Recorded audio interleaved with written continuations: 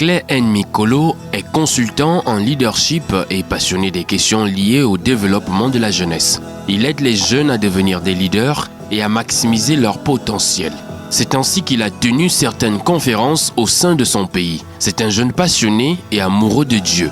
Clay Mikolo est l'auteur des livres « Le leadership personnel expliqué à tout le monde », 11 étapes pour libérer le leader qui sommeille en vous et la beauté et les dangers des relations.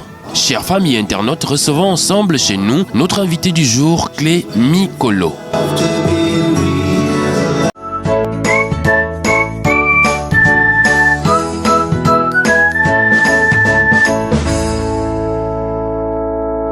Alors, rebonjour, bonsoir, ça dépend de quel moment vous regardez la vidéo. Donc aujourd'hui nous sommes à la deuxième partie de notre direct avec notre invité de la dernière fois qui est Clay Mikolo. Donc la première vidéo, le premier direct, nous avons parlé des relations, qu'est-ce que les relations, c'est quoi leur but, quel est le niveau des relations. Donc aujourd'hui nous allons poursuivre avec notre invité et c'est juste après cette petite plage.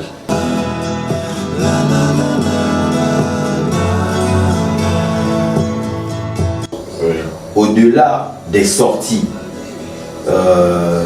au-delà même de se retrouver à l'église, en quoi est-ce que ces personnes m'aident véritablement et en quoi est-ce que moi je suis une véritable aide Pour ces personnes. pour ces personnes. Ouais. Et là, c'est un choc parce que j'ai découvert en vérité ces personnes ne m'aidaient en rien et moi aussi à mon retour, ben, je n'étais pas une aide. Ouais. Ce que tu dis, c'est quand même profond et la question que je me pose en fait, c'est quand tu dis, lorsque nous sommes avec ces personnes, on doit maximiser le temps que nous sommes, le temps qu'on passe avec ces personnes. Mais est-ce que en maximisant le temps qu'on passe avec ces personnes, c'est pas aussi un danger dans le sens où lorsqu'on maximise, c'est l'âme, l'amitié, ça vient de l'âme. Les âmes vont s'attacher tellement. Et maintenant, au moment où, parce que tu as dit tout à l'heure que les relations sont pour une saison. Hein, donc maintenant, quand la saison va terminer, là, mon âme qui s'est tellement attachée à cette personne, donc comment ça va se passer? Il n'y aura pas forcément, il n'y aura pas ce côté, la déchirure, là, la séparation qui va engendrer, comme on a dit tout à l'heure, la dépression. Est-ce que ce n'est pas un danger de pouvoir maximiser dans la relation pendant la saison à laquelle vous êtes avec la personne?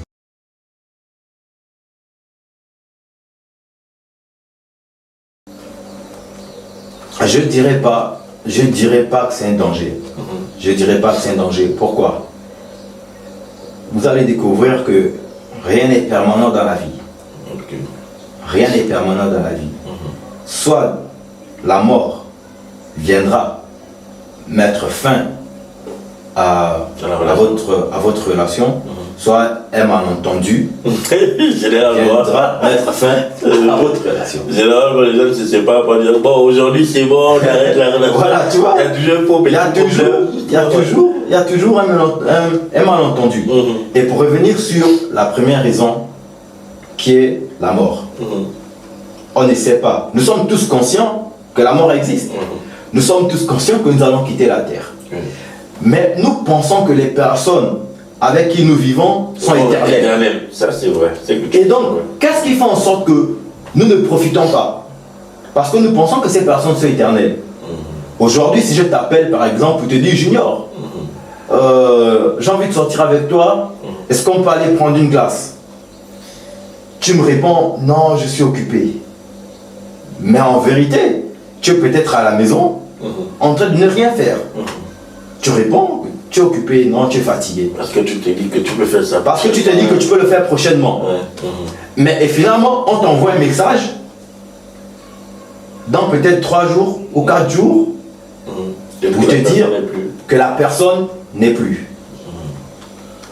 Et voilà, tu commences à mettre en statut, tu vas me manquer, je t'aime. L'hypocrisie. Tu vois, l'hypocrisie. Mais la personne était là. La personne était là. Pourquoi tu n'as pas passé le temps avec elle? Pourquoi est-ce que tu ne lui as pas dit, écoute, je t'aime mon frère, je t'aime ma soeur? Parce que nous pensons que le temps nous appartient. Mais pourquoi la Bible dit racheter le temps quand les jours sont mauvais. Racheter le temps veut simplement dire, écoutez, utilisez, maximisez votre temps parce que les moments dans lesquels nous vivons sont mauvais. Nous ne savons pas quand est-ce que le Seigneur reviendra, mais nous devons nous préparer à son retour. Nous ne savons pas quand est-ce que nous allons quitter la terre, mais nous devons vivre de manière digne. Et donc moi, de ma perception, il n'y a pas de danger en fait de maximiser le temps que nous devons passer avec ces personnes. Oui, l'âme s'attache et nous sommes tous émotionnels. Si la personne part et que nous sommes attachés, ben, nous devons demander à Dieu, nous devons prier pour qu'il nous ôte ce fardeau, pour qu'il nous mette la paix dans les cœurs. En tout cas, ce que tu dis, c'est profond. Et en fait, la question qui me vient, c'est de savoir donc comment reconnaître, tu vois, qu'une relation, c'est pour une saison. Parce que je crois que tu dois l'aborder dans ton livre. Il y a des relations qui sont pour une saison, il y a des relations qui sont quand même... par exemple, moi, je connais une amie, certainement elle nous regarde. Nous sommes amis depuis... elle a même parlé à mon mariage. Même quand elle-même elle essaie de décrire, depuis quand on est amis, elle-même elle ne se retrouve pas. Je crois que c'est depuis que nous étions à l'école du dimanche, à notre ancienne église, là où on était. Et donc, l'école du dimanche, on avait quoi 3, 4 ans, 5 ans. Aujourd'hui, on est dans la trentaine, donc tu vois le temps. Bon, je ne sais pas si la relation va s'arrêter un jour, mais en fait, je ne sais pas, mais en fait, c'est pour dire que, donc en réalité, il y a des relations qui sont pour une saison, il y a des relations qui sont... Mais comment reconnaître ça, Clède? Comment reconnaître? Comment le reconnaître? Il faut prier. Il faut prier. Il faut demander à Dieu ce qu'il a prévu. Quel est le but de cette relation? Quel est le but de cette amitié? Et c'est Dieu, puisque c'est lui qui vous connecte. C'est lui qui nous connecte aux gens. Rien n'arrive par hasard. Et il y a forcément une raison derrière, une raison pour laquelle nous rencontrons. Dieu fait toutes choses pour une voilà, Dieu fait toutes choses pour un but. Donc, ben, c'est de lui demander pourquoi est-ce que tu me connectes avec cette personne. Et deux, ben, il faut prier, lui demander ben, la durée de cette relation. En fait. Prenons un exemple. Imaginons, voilà, nous sommes chez toi, et que tu as construit ta maison et tout, tu t'es connecté avec différentes personnes. Tu es allé par exemple acheter des vitres ou le salon, ben, tu as rencontré quelqu'un là-bas. Tu as rencontré quelqu'un. Mais la raison pour laquelle vous vous connectez, c'est parce que tu viens acheter ce salon. Tu l'achètes, vous sympathisez, etc. Et voilà, tu décides ben, de vouloir faire de cette personne cet ami, un ami, une amie. Alors que dans le plan de Dieu, dans la volonté de Dieu, cette personne devrait juste t'aider à acheter le salon. En fait, les gens, comme tu disais, mon peuple périt faute de connaissance, les gens s'attachent facilement. Voilà. Les gens s'attachent facilement. Mais ça, c'est... Mais c'est ça, en fait, quand on ne connaît pas, voilà.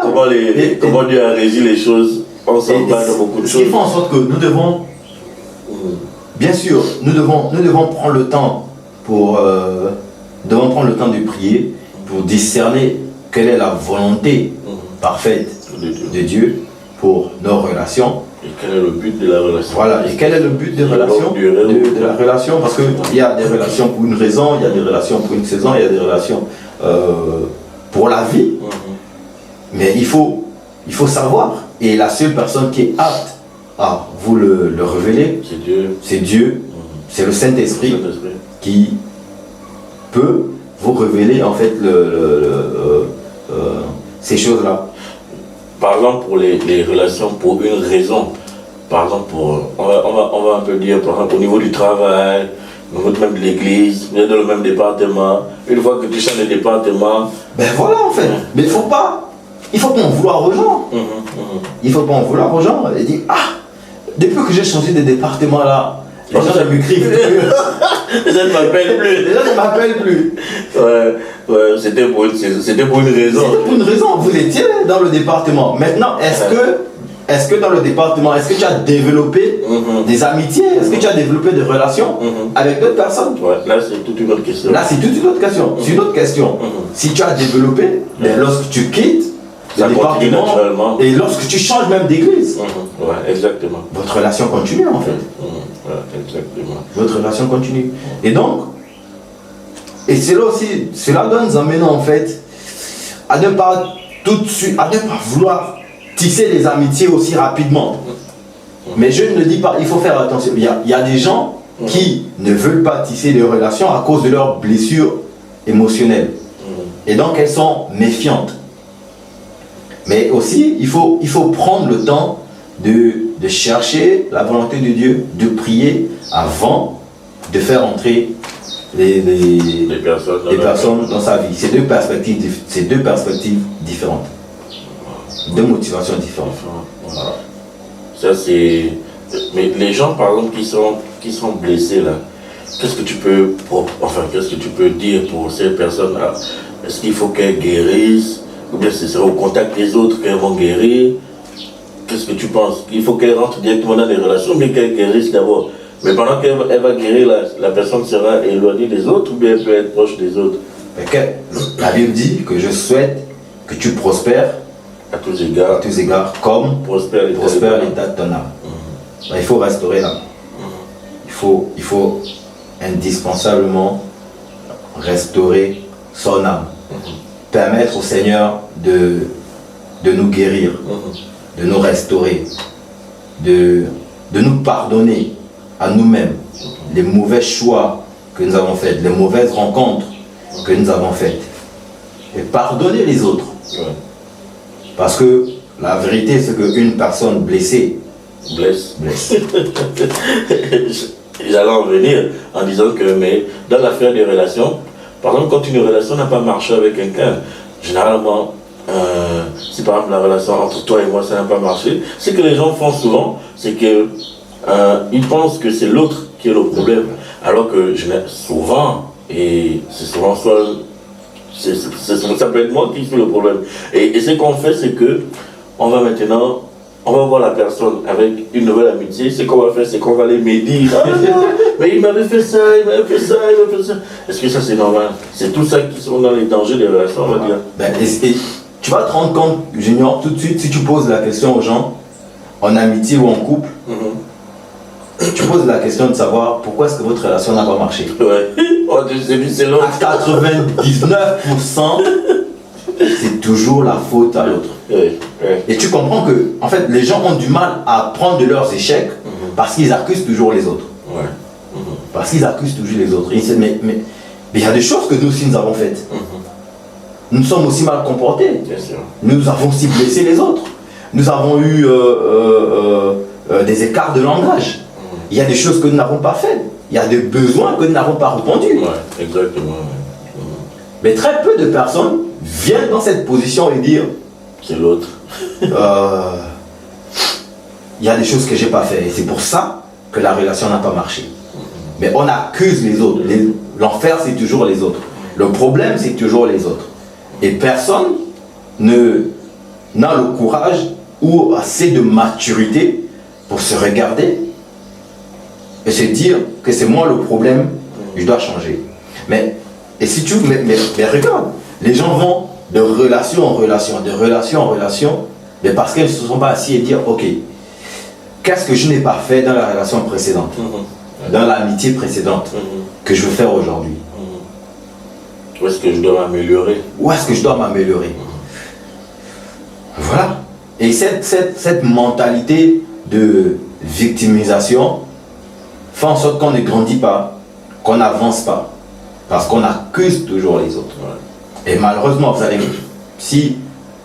lorsqu'on part voir un médecin et que nous sommes malades, Ben, pour que le médecin parce que les médicaments que le médecin va prescrire, pour qu'elles agissent, il faut reconnaître qu'on est malade.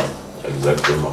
Il faut reconnaître qu'on est malade. Exactement. Et si on ne le reconnaît pas, on fait le déni, on nie la maladie, mais elle est en train de nous ronger.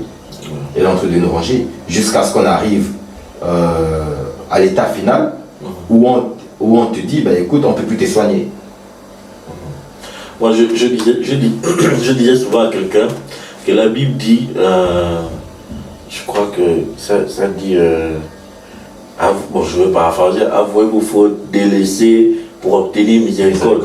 Je disais souvent à quelqu'un que, mais tu sais pourquoi tu refais toujours les mêmes choses? C'est justement parce que quand tu tombes dans une erreur, tu trouves que c'est toujours l'autre le problème. Là, tu ne peux pas obtenir miséricorde, puisqu'on demande d'avouer. Quand tu n'avoues pas, tu trouves toujours que c'est l'autre qui a mal fait, c'est l'autre qui a mal réagi. Toi-même, tu ne te remets pas en cause, mais c'est normal que quand tu vas aller dans la prochaine relation, on va te reprocher les mêmes choses. Tu vas toujours trouver. Il faut avouer, et enfin, et pour obtenir miséricorde, c'est que la Bible dit. Celui qui avoue ses transgressions et les délaisse obtiendra miséricorde. Mais c'est quoi la repentance? Pas dans le sens de devenir, pas la repentance pour devenir enfant de Dieu, mais la repentance après avoir péché. Ben, c'est de venir reconnaître devant Dieu que j'ai péché, que j'ai commis, j'ai posé un acte qui t'a offensé, qui est en désaccord avec ta parole. Et là, et même pour ne plus répéter les mêmes erreurs. Et il y a une leçon que j'ai apprise, j'étais en 5e. J'étais en 5e, j'ai pas eu la moyenne au premier trimestre. Et donc je vais récupérer mon bulletin avec ma grand-mère. Et la question qu'elle me pose, c'est quelle excuse vas-tu trouver pour justifier ta mauvaise moyenne, pour justifier ta mauvaise note trimestrielle? On dirait que tu vas donner les excuses. Ouais, mais je vais dire non, c'est parce que j'ai pas fait ceci, c'est parce que j'ai pas eu cela, etc. Et j'ai appris que si tu veux changer, si tu veux avancer, il faut reconnaître ta part de responsabilité en toute chose. Et nous sommes ce que nous sommes à cause des choix que nous prenons. Mais si nous remettons toute la responsabilité de notre vie aux autres, nous n'allons pas avancer. Cette mentalité de victimisation mais nous détruit terriblement. Mais bien sûr, bien sûr. Quand Dieu est descendu pour le bonsoir, comme d'habitude, il dit non, c'est la femme que tu as mis auprès de moi, alors qu'il pouvait refuser. Ouais. Il y a toujours cette volonté de toujours mettre sur l'autre et ne jamais reconnaître. Mais comme je disais, moi je disais souvent ça à quelqu'un, tu ne progresses pas parce que tu remets toujours en cause les fautes sur les autres. Non mais en fait, c'est terrible parce que tu vas te rendre compte que beaucoup nous reproduisons les mêmes erreurs parce que nous refusons de reconnaître notre part de responsabilité. Nous refusons Pourquoi est-ce que ça n'a pas marché avec tel? C'est parce qu'elle n'a pas fait ceci, c'est parce qu'elle n'a pas fait cela. Pourquoi est-ce que telle amitié n'a pas marché avec telle? C'est parce qu'elle n'a pas fait ceci, c'est parce qu'elle n'a pas fait cela. Et même, bon, je sais qu'aujourd'hui il y a les statuts sur WhatsApp. Et tu vois, les gens dépostés. Or, si oh Seigneur, éloigne-moi des mauvaises personnes. Mais si c'était toi la mauvaise personne. Exactement. Si c'était toi la mauvaise personne. Très peu ont cette honnêteté de dire peut-être que c'est moi la mauvaise personne que le Seigneur doit enlever de la vie des gens. Ouais, exactement. En fait, les gens ne voient pas les choses aussi de cette façon. Hein. Tu vois, c'est comme on dit depuis là, on voit toujours que c'est l'autre. Et même la Bible dit, avant d'enlever la paille qui est dans l'œil de ton frère, ben, regarde d'abord toi, regarde la paille qui est dans ton œil. Mais Clette, aujourd'hui, on va dire quoi, pour avoir une bonne relation, une bonne amitié, je pense qu'il y a un travail qu'il faut faire ce soir. Ouais, il y a un travail qu'il faut faire sur soi. il y a véritablement un travail qu'il faut faire sur soi. Faire en sorte que, oui, travailler sur soi, la première chose, parce que beaucoup, justement, ne travaillent pas sur eux, en fait. Ils sont pressés d'entrer en relation. Ils sont pressés de se marier, sans d'abord découvrir le but pour lequel ils existent. Ils veulent se marier, ils veulent avoir une femme. Mais un mari aussi. Un mari. Qu'est-ce que tu vas apporter dans la vie de l'autre? Qu'est-ce que tu vas apporter? Est-ce que tu as découvert tes qualités? Au point de savoir que moi, si j'entre dans la vie de cette femme, de cet homme, voici ce que je vais apporter. Donc il faut s'asseoir et même autre chose. Ben, regarde, les gens vont en relation avec ce désir de recevoir, mais terriblement. Ouais, ça c'est vrai, oui. Ils ne s'aiment pas eux-mêmes. Mais ils veulent recevoir l'amour de l'autre. Aime-moi. Au point où si tu n'as pas... Tu n'as pas envoyé un message le matin. Si tu n'as pas envoyé un message le matin, donc tu n'aimes pas. Tu vois, tu vas par exemple acheter quelque chose, une nouvelle chemise avec quelqu'un d'autre. Tu lui demandes, est-ce que tu aimes? La personne dit non, je n'aime pas. J'aime pas ce que tu mets, ça ne va pas avec toi. C'est ton argent. Tu apprécies la chemise que tu as mis, que tu vas acheter, tu l'as essayé, tu trouves que elle te va. Mais parce qu'une autre personne a dit que cette chemise n'est pas bien avec toi, tu vas changer. Mais bon, ok, si tu trouves que la chemise n'est pas bien avec moi, achète pour toi-même. Et donc, l'amour personnel, s'aimer d'abord soi-même. C'est lorsqu'on aime qu'on est capable de donner. Les gens viennent fatiguer les autres dans les bras. Voilà en fait. Oh, tu ne m'as pas appelé. Mais il faut appeler, appelle. Appelle-moi en fait. Pourquoi tu m'appelles pas? Pourquoi tu m'écris pas? Oh non, tu m'as pas écrit en premier. Mais pourquoi est-ce que tu m'écris pas? Peut-être que j'étais occupé, que je n'ai pas effectivement eu l'occasion de t'écrire. Mais pourquoi est-ce que tu m'écris pas? Et tu vois, aujourd'hui, le monde est en train d'évoluer beaucoup plus et le diable, il utilise aujourd'hui beaucoup de tactiques pour frustrer les gens, pour blesser les gens dans les relations. On a par exemple aujourd'hui les statuts WhatsApp. C'est ton anniversaire par exemple, Cled. Je ne t'ai pas posté. Ça là, dans une relation pour deux personnes qui sont amies, puis ça va être un problème. L'ami dont je te parle, mon ami en question dont je te parle, elle ne me publie pas souvent. Hein. Et c'est même rare, j'ai envie de dire. Mais ça ne veut pas dire que dans notre relation amicale, je ne sais pas qu'elle ne m'aime pas. Parce que quand même, je ne peux pas douter de ça. C'était l'anniversaire de notre mariage il n'y a pas longtemps. Je sais même pas, je crois qu'elle a fait une publication, oui, mais c'est pas dans son truc que, c'est Lee Junior, c'est son anniversaire, c'est, voilà, je dois faire une publication. Mais je te dis que moi, comme ça là, j'étais comme ça avant, par exemple avec mon épouse. Je dis à mon épouse, mais attends, comment à chaque fois tu ne me publies pas? Et tu vois, je prenais même bien les passages de la Bible qui disaient, mais la femme sage, elle parle aux portes de la ville. Elle parle aux portes de la ville pour dire que voilà mon Joe, mais toi tu me... Non, mais j'avais des problèmes. Mais c'est après que j'ai compris. Et tu vois, comme je disais, le diable, il a tellement... Bon, je n'ai pas envie de dire qu'il a évolué, mais en fait, les choses ont tellement évolué pour faire en sorte que les relations, aujourd'hui, ça devient beaucoup plus compliqué. Petite chose, tu n'as pas mis ma photo en profil. C'est mon anniversaire, tu n'as pas fait. C'est mon machin, tu n'as pas fait ceci. Mais tu vois, mais ça cache en fait que les gens sont à la recherche de l'affection.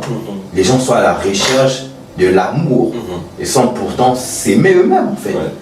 Mais la vérité, c'est que j'ai pas besoin de te poster pour te montrer mon affection. Exactement. Et il y a des gens qui postent leur vie, leur couple, tous les jours sur les réseaux sociaux, mais qui ne sont pas épanouis. Alors que ça va de l'aile, ouais. Voilà. Et ou bien même ça peut arriver que tu publies, je te publie le jour de mon anniversaire, de ton anniversaire, juste pour me décharger. Ah non, sinon il va. Mais même quand tu n'es même pas libre quand tu fais comme ça, tu n'es pas vrai. Et tu vas même découvrir que tu postes, mais tu bloques tout le monde. Et voilà. Exactement. Quand la personne concernée, elle va voir sa photo, elle va dire, il m'a posté. Alors que c'est juste toi qu'on a permis de voir. Non, mais c'est compliqué, c'est Tu vois. des relations là. Mais regarde. Je crois je sais plus qui a posé la question à Jésus pour savoir quel était le plus grand commandement. Il a dit, aime le Seigneur, ton Dieu, de tout ton cœur, de toute ton âme, de toute ta force, de toute ta pensée. Et tu aimeras ton prochain comme toi-même. Voici les deux plus grands commandements. Pour aimer son prochain, pour aimer son frère, pour aimer sa sœur, il faut s'aimer soi-même. Et la plus grande difficulté qu'on a aujourd'hui, c'est que les gens ne s'aiment pas. Ouais. C'est que les gens ne s'aiment pas. Ils font semblant. Ils font semblant de s'aimer eux-mêmes. C'est grave en fait. Ouais. Et donc, si moi je t'ai pas écrit pendant 2 jours, c'est un problème. Tu peux pas m'appeler pour savoir, Clette, j'espère que tu vas bien, qu'est-ce que tu as eu, j'ai remarqué que tu t'es pas connecté pendant 2 jours, est-ce qu'il y a un problème? Mais tout de suite on pose la question, pourquoi tu m'as pas écrit? Donc tu penses plus à moi. Des choses inutiles. Voilà en fait, mais vraiment on se bat dans des choses inutiles. On se bat dans des choses inutiles. On a du mal à se découvrir.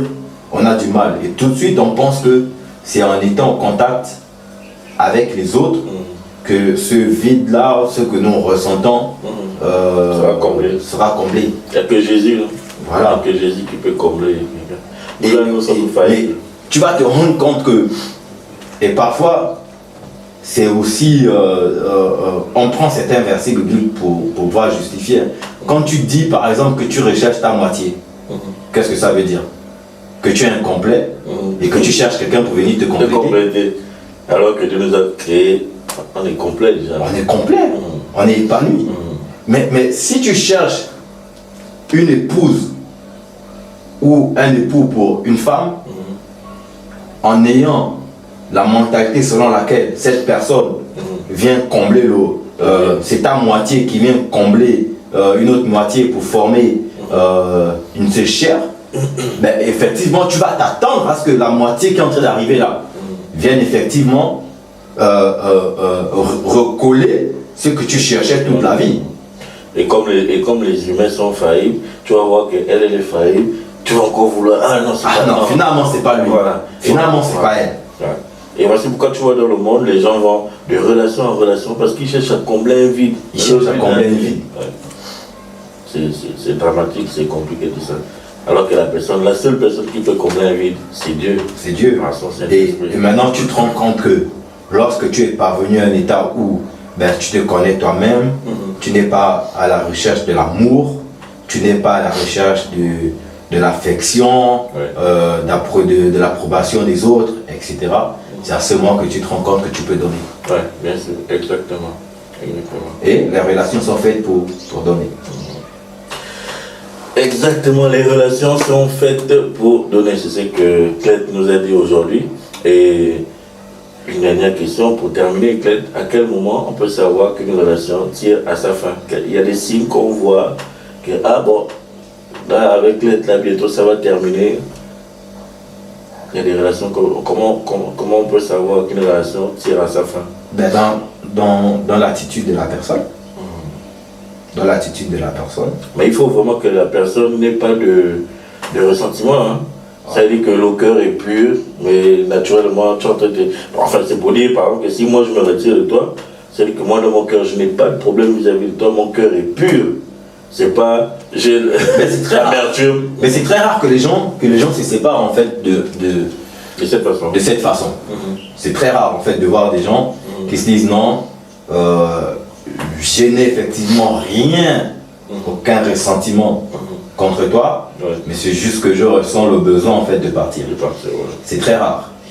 Mais comment savoir qu'une relation est en train de prendre à sa fin? C'est très facile, dans l'attitude. On sait qu'il y a quelque chose qui a changé. On sait qu'il y a quelque chose qui a changé. Et si vous étiez par exemple des amis intimes, vous disiez tout, vous voyez pour tout et n'importe quoi, vous remarquez que la personne, du jour au lendemain, devient est désormais occupée, indisponible.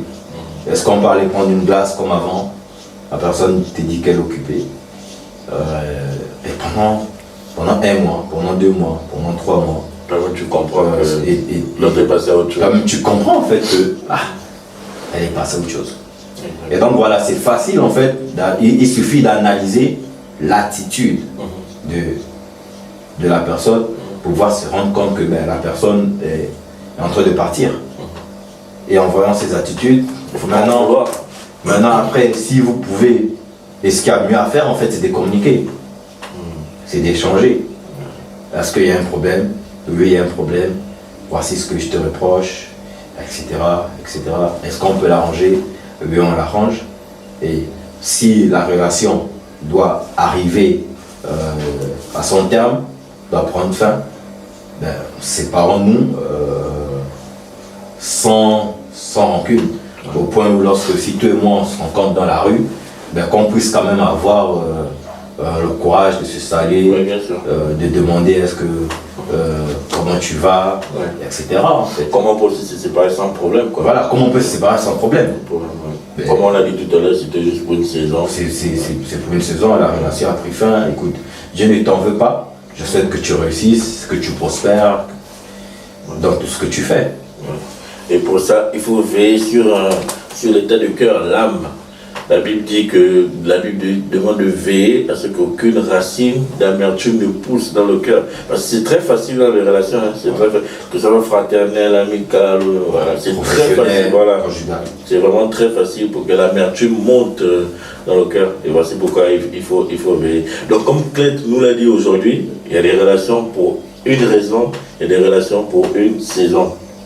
Et lorsque nous sommes en relation avec quelqu'un, on doit maximiser le temps qu'on passe avec la personne. Donc maximiser le temps que vous passez avec vos amis. Et lorsque le moment arrivera que vous devez vous séparer, mais on se sépare naturellement sans problème. Et aussi il a dit, il faut prier pour que Dieu te révèle si la relation est pour une longue durée ou pour un court moment. Donc c'est sur ces paroles que nous vous disons au revoir. Mais Clét, on va se dire au revoir. Je ne sais pas si tu as un dernier mot à dire à nos auditeurs. Tu pourras regarder la caméra. Un dernier mot à dire aux auditeurs. Écoutez, les relations sont belles. Parce que Dieu, tout ce que Dieu a créé est bon. Tout ce que Dieu a créé est bon. Et malheureusement, c'est nous les hommes qui en faisons un mauvais usage. Ce que j'ai envie de vous dire en mot de conclusion, c'est vraiment découvrez d'abord votre mission de vie. Découvrez d'abord votre valeur. Aimez-vous d'abord vous-même avant de vouloir chercher que les gens viennent combler, je sais pas moi, que les gens viennent rafistoler la côte qui vous manque, etc.